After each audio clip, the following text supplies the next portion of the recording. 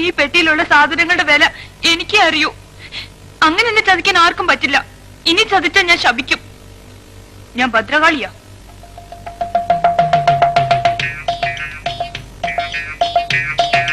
ഞാൻ ജീവന്റെ ജീവനായി കൊണ്ടു നടക്കുന്ന വിലപിടിപ്പുള്ള സാധനങ്ങൾ ഇതിന്റെ ഉള്ളില്. ആർക്കും അതിന്റെ വില മനസ്സിലാവൂല. എനിക്കേ അറിയൂ.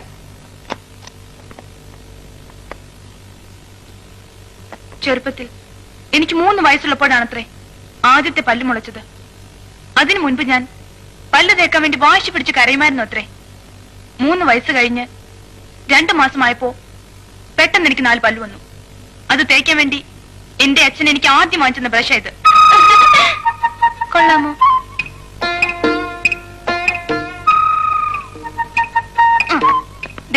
എല്ലാവരും ഇത് കണ്ടോ?